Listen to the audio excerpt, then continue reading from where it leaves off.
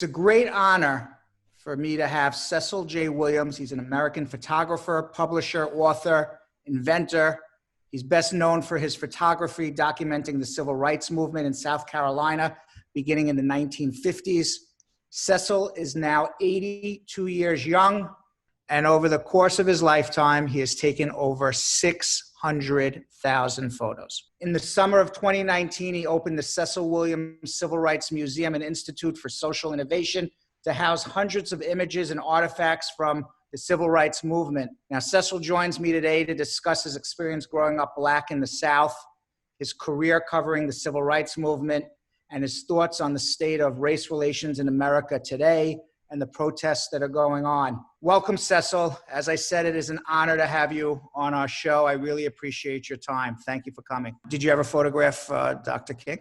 I had 4 encounters with the Reverend Dr. Martin Luther King. I filmed him with my 16 millimeter camera. What are your recollections of him? He was a very brave person, and he had accepted the mantle of leadership at the time. I think it was something that he didn't really seek, but again, he had this bestowed upon him due to presence, again, at a time in history, December 1st, 1955, when Rosa Parks becomes arrested, and he is elected again to lead that movement in Montgomery, Alabama. You also met Senator John Kennedy. You actually became a trusted photographer. Tell me about your relationship with him. Well, I have to take it back to about the 1960 now. During this semester break, when I was a senior at Claflin University, I visited my aunt and uncle in New York. I read in the paper that a person that I admired, a person that had spoken out against segregation, Senator John F. Kennedy of Massachusetts, was going to make an announcement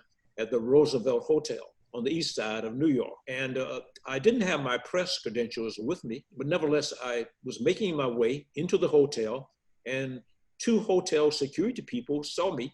And this is a time, again, 1960, I don't think we have many journalists working for even like the New York Times and other newspapers. And they saw me, and they were, again, caught up with me, and again, were about to escort me. At that very moment, I was being thrown out. John F. Kennedy, Senator Kennedy, and Jacqueline are coming up to the podium. They saw this happening, and they prevented it. They said, no, let him stay. And Kennedy and I had a few words. He asked me, what was I doing there? Some of my background.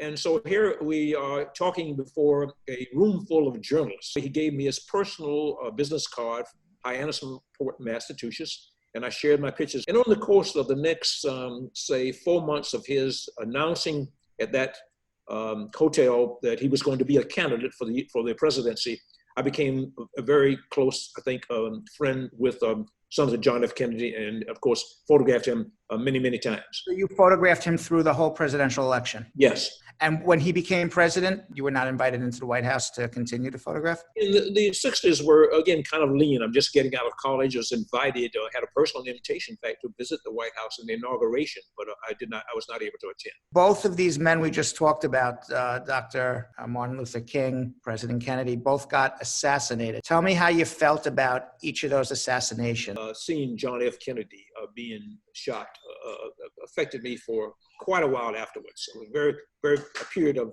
sadness that, again, to see a person with that kind of promise. History has it when Johnson is elected, I think he was able to then move Congress to passing laws that might have been even more than John F. Kennedy would have been able to do, given the day and the circumstances. And Dr. King, again, a sad moment in America, a sad moment for me personally, my family, because we admired him as a person with great abilities. He was able to keep the civil rights movement safe. He was able to keep nonviolence, and again, a person of great conviction. Again, a person who we look back today and said so many things of wisdom we can look back to, and that supports us in similar circumstances today. You almost became the Democratic nominee for Senate in South Carolina, and one of the first Black people ever to run for the United States Senate. Tell me about that experience.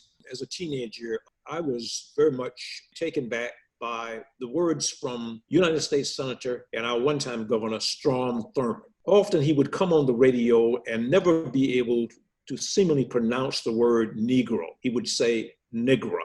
And always, when there was something that he was reporting, it would always be anti-African Americans. That he said, colored people got refrigerators and cars. Now what do they want? As we were pushing for, again, becoming, fully accepted into American mainstream.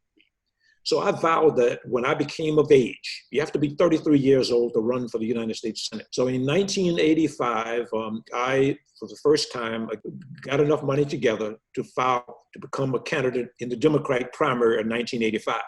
I had to, of course, win the primary in order to face Thurman in the general election.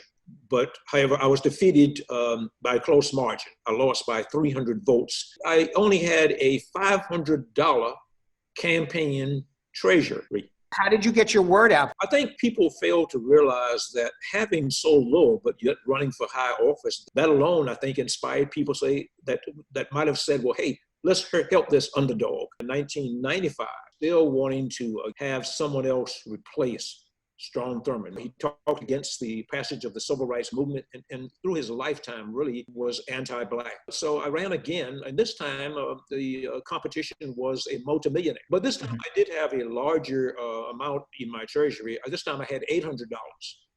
Nevertheless, I got 69,000 votes compared to the winning person in the primary, Elliot Close, who got 99,000. Cecil Williams, appreciate it. Thank you. Thank you.